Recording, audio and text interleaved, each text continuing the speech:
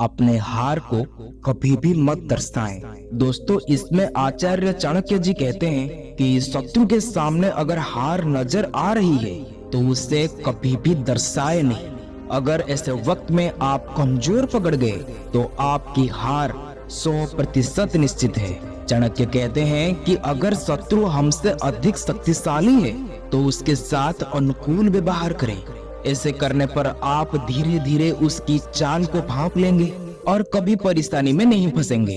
ऐसे में दुश्मन को कभी कम नहीं आंकना चाहिए। जो दुश्मन कमजोर और छल कपट करने वाला है तो ठीक इसका उल्टा बर्ताव उसके साथ करें।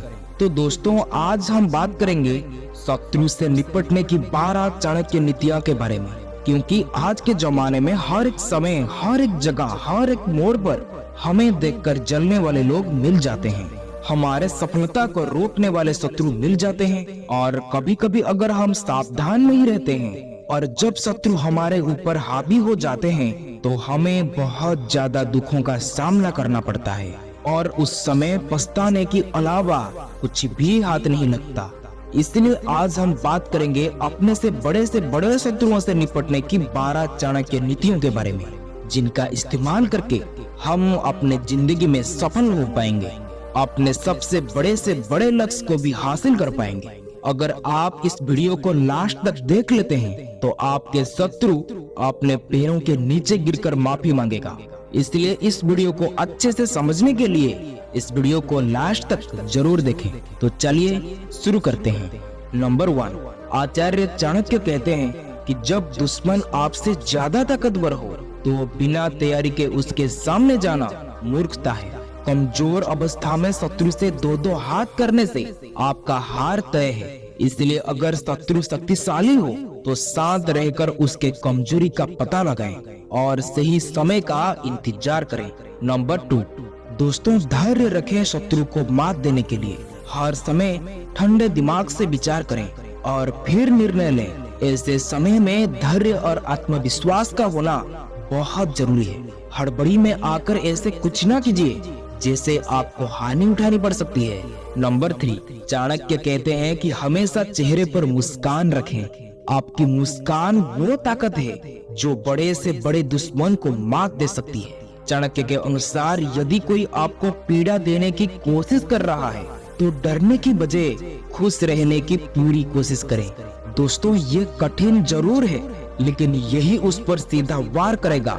तकलीफों के बाद आपके चेहरे पर मुस्कान देखकर वो अपने आप ईर्ष्या से जलने लगेगा और आपकी हंसी देखकर वो कभी भी हंस नहीं पाएगा। बस यही मुस्कान आपको जीत का सेहरा पहना सकता है। और दोस्तों, मेरे तरफ से भी आपको विनती है कि आप हमेशा मुस्कुराते रहें, खुश रहें और सबको खुश रखें। नंबर 4, इसमें आचार्य चाणक्य जी कहते हैं कि मनुष्य को अपने वाणी पर खास ध्यान रखना चाहिए। आपके शत्रु इसका सबसे अधिक लाभ उठाने की प्रयास करता है। अगर आपकी वाणी खराब होती है तो आपके संबंध बिगड़ सकते हैं। आपके वाणी खराब होने से आपके अच्छे दोस्त और रिश्तेदार भी आपसे दूर होने लगते हैं। जो लोग कड़वा और तीखा बोलते हैं, लोग उनसे दूरी बनाकर रहना पसंद करते हैं। इसलिए हमेशा किसी से भी बात करते हुए आपको अपनी मधुर वाणी और अपनी मधुर बोल का इस्तेमाल करना चाहिए और विनम्रता से लोगों से मिलना चाहिए। नंबर 5, आचार्य चाणक्य कहते हैं कि व्यक्ति अपने परिवार के अलावा अपने दोस्तों और कार्यस्थल पर मौजूद लोगों के साथ सबसे अधिक समय बिताता है। इसलिए हर व्यक्ति को अपनी संगत का विशेष ध्यान रखना चाहिए। जो लोग अपने आसपास अच्छे और योग्य लोग रखते हैं या उनके संगति में रहते हैं, उन्हें नुकसान पहुंचाने से पहले शत्रु कई बार विचार करता है। वहीं अगर किसी का संगति बुरे लोगों के साथ होती है तो शत्रु इसका भरपूर लाभ उठाने की कोशिश करते हैं और मौका पाते ही हमला करने से नहीं चूकते हैं। इसलिए आप किन लोगों के साथ उठ बैठ रहे हो, इसके बारे में आपको खास ख्याल रखना चाहिए। दोस्तों, कितना भी शक्तिशाली दुश्मन क्यों ना हो, आप उसे अपने कदमों में आसानी से गिरा सकते हो। ये आपको नंबर 12 में ही सीखने के लिए मिलेगा। इसलिए इस वीडियो को लास्ट तक जरूर देखें। नंबर 6, चाणक्य नीति के अनुसार हर व्यक्ति को बुरी आदतें जैसे नशे की लत से दूर रहना चाहिए। जिन लोगों को नशे की लत होती है, ऐसे लोगों को शत्रु आसानी से पराजित कर देते हैं। नशे में व्यक्ति अपने बुद्धि और विवेक का सही इस्तेमाल नहीं कर पाता और ऐसे में वो गलती कर बैठता है जिसका लाभ आपका शत्रु उठा सकता है। आपके पास जितने सारी बुरी आदतें हैं उसको छोड़ दे, नहीं तो आपको इसके चलते एक दिन पराजित होना पड़ेगा। नंबर 7, दोस्तों आचार्य चाणक्य कहते हैं कि शत्रु को कभी भी कम नहीं आंकना चाहिए। दुश्मन की ताकत का सही आकलन आपकी जीत को निश्चित कर देता है और इससे आपका जीत भी सुनिश्चित हो जाती है।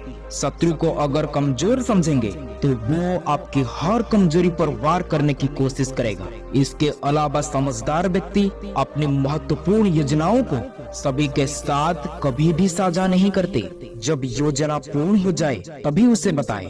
यदि आप पहले से सब कुछ बताएंगे तो शत्रु इसका फायदा उठा सकता है। इसलिए अपने सीक्रेट किसी के भी साथ शेयर नहीं करनी चाहिए। नंबर 8, चाणक्य कहते हैं कि यदि शत्रु आपसे ज्यादा शक्तिशाली है तो ये अधिक खतरनाक होता है। वही दुश्मन यदि अधिक शक्तिशाली है तो आपको छिपकर उसे पराजित करने की योजना बनानी चाहिए।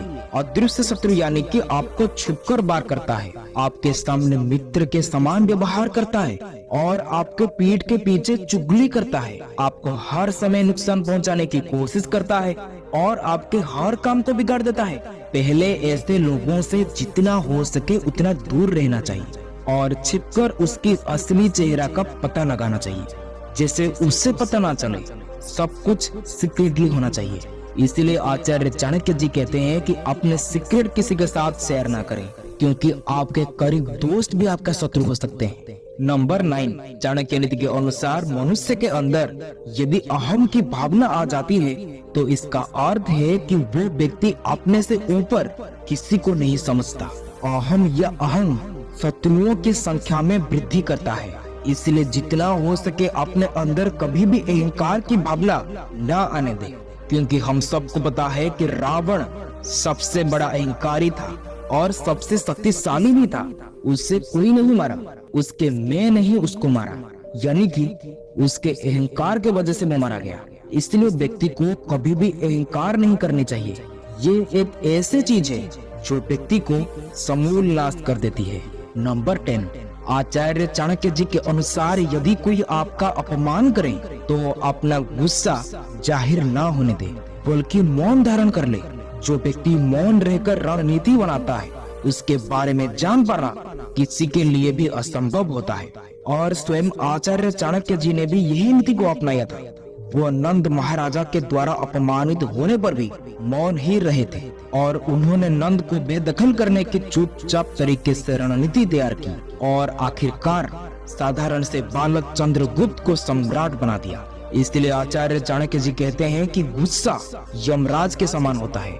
गुस्से में व्यक्ति सोचने समझने की शक्ति खो देती है।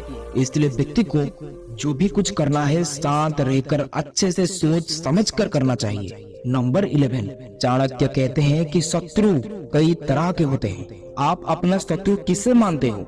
क्योंकि मांगने वाला लोभी मनुष्य का शत्रु होता है। मूर्ख लोगों का शत्रु उन्हें सदुपदेश देने वाला होता है। बुरे चरित्र वाले स्त्रियों की शत्रु उनके पति होते हैं और चोरों का शत्रु चंद्रमा। अर्थात यहाँ पर आचार्य चाणक्य जी समझाते हैं कि लोभी और लालची व्यक्ति उसको अपना शत्रु मानते हैं जो उनसे किसी चीज को लेने की आशा रखती है अथवा कुछ मांगता है। मूर्खों को सदुपदेश देने वाला अथवा उन्हें सही मार्ग पर चलाने वाला उनका सबसे बड़ा शत्रु होता है, क्योंकि मूर्ख व्यक्ति के ये विशेषता होती है कि किसी की अच्छे बात को वो नहीं मानता और अपने कार्य को ही सही ठहराता है। इसी प्रकार जो स्त्री बुरे चरित्र वाले होते हैं और बुरे कार्य करने से जो पति उसे रोकती है उसे वो अपने शत्रु मानती है। इसी प्रकार चोर रात्रि के समय अंधकार में अपने कार्य करते हैं। चांदनी रात में उनके लिए चोरी करना असंभव होती है, इसलिए चंद्रमा उनका सबसे बड़ा शत्रु होता है। इसी प्रकार जो किसी के कार्य में रुकावटें डालता है वही उसका शत्रु है। नंबर 12, इसमें आचार्य चाणक्य जी कहते हैं कि आज तक इस दुनिया में सच्चाई को कोई भी नहीं हरा पाया है और ना ही सच्चाई को कोई हरा सकता है। अगर आप सही रास्ते पर हो तो अपने दुश्मन आपको कभी भी नहीं हरा सकता। अगर आप गलत रास्ते पर हो तो आपको हारने से कोई भी नहीं रोक सकता। यही सच है, हमेशा याद रखिएगा। आप जानते होंगे जैसे 100 कौरवों भाइयों को 5 पांडवों ने नाश कर दिए थे। इसलिए हमेशा एक व्यक्ति को धर्म का साथ नहीं छोड़ना चाहिए और ऐसे लोगों को चिंता करने की कोई जरूरत ही नहीं है और ऐसे लोगों का कोई कुछ भी नहीं बिगाड़ सकता। चाणक्य कहते हैं कि शांति से बढ़कर कोई तप नहीं, संतोष से बढ़कर कोई सुख नहीं, तृष्णा अथवा चाह से बढ़कर कोई रोग नहीं और दयालुता से बढ़कर कोई धर्म नहीं। शांति से रहने के लिए व्यक्ति को अपनी कामनाओं और इंद्रियों पर नियंत्रण रखना होता है। इसलिए ये तप है। जो व्यक्ति हर समय भागता दौड़ता है और कामना करता रहता है, उससे सुख नहीं मिल सकता। दोस्तों, गौतम बुद्ध भी लिखे हैं कि कामना का विनाश ही दुखों का विनाश है। इसी प्रकार मनुष्य के तृष्णा उस रोग की तरह है जिसमें भूख कभी शांत नहीं होती और दया को आचार्य चाणक्य जी ने सर्वश्रेष्ठ धर्म माना है। दया का अर्थ है कि संवेदना का विकास, इसमें अन्य का भाव समाप्त हो जाता है।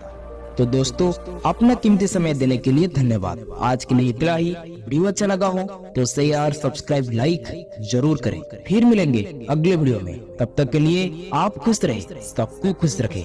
जय भारत।